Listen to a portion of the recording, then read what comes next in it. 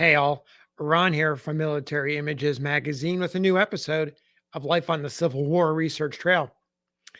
You students of the Civil War are familiar with Major General Daniel A. Butterfield, the West Point educated U.S. Army general who is credited with TAPS, that old bugle call that he adapted into a timeless bugle call that is so much a part of our military traditions today.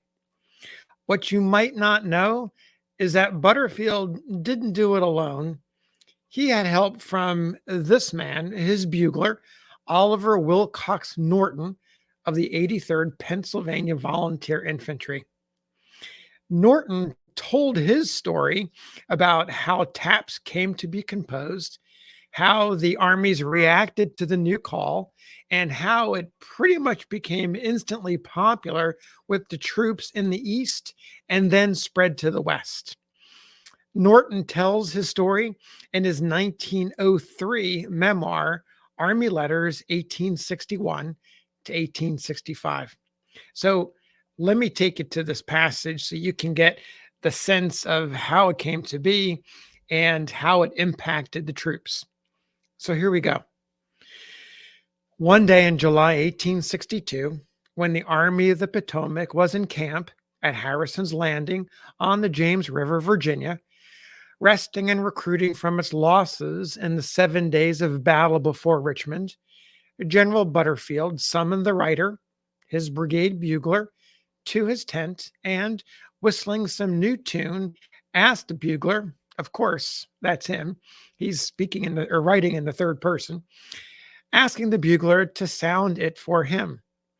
This was done, not quite to his satisfaction at first, but after repeated trials, changing the time of some of the notes, which were scribbled on the back of an envelope, the call was finally arranged to suit the general.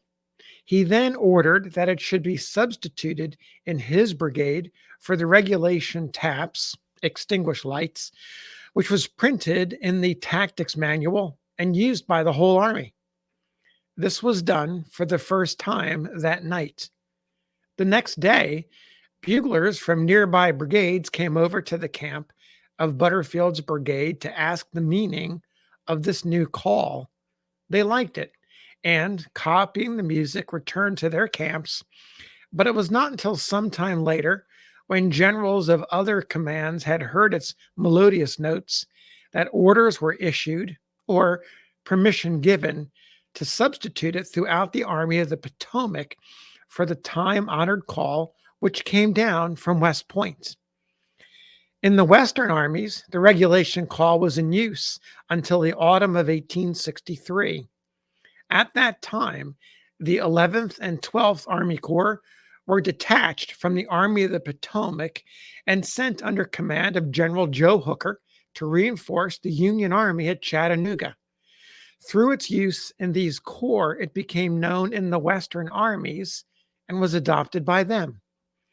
From that time, it became, and remains to this day, the official call for taps.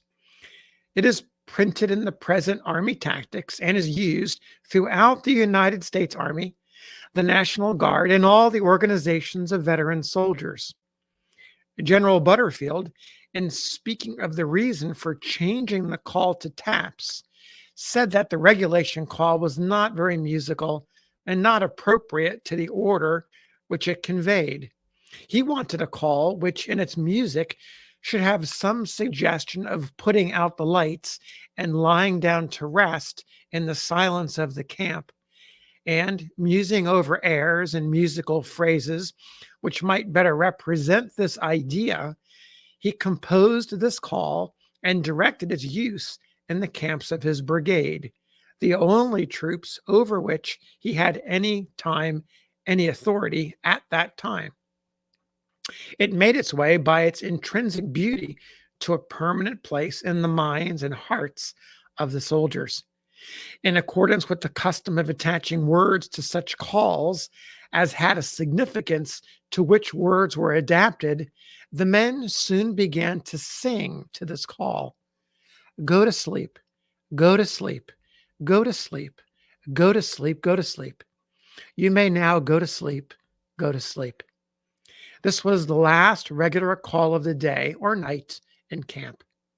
About half an hour after the formation of a company for evening roll call, to which it was summoned by the tattoo, this call was sounded as a signal to put out all lights and tents, stop all loud conversation, and everything which would interfere with the quiet rest and sleep of the men. Sometimes they sang, "Put out the lights, go to sleep, go to sleep, go to sleep, go to sleep. Put out the lights, go to sleep, go to sleep." What a lovely passage. And it really speaks to that moment when the men are in camp, nighttime after a long day, wanting to get some rest.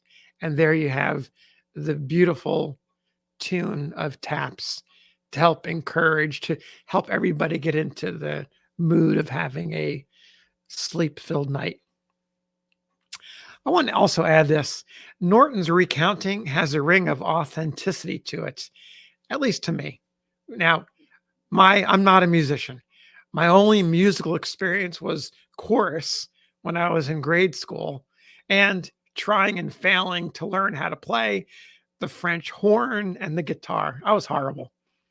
But I do know that today's musicians riff off of each other when they compose music and play together. And that's no different than it was 160 years ago. So, a tip of the cap to Oliver Wilcox Norton of the 83rd Pennsylvania Volunteer Infantry and General Dan Butterfield for the iconic tune Taps. Thanks for listening. We'll see you on the next episode of Life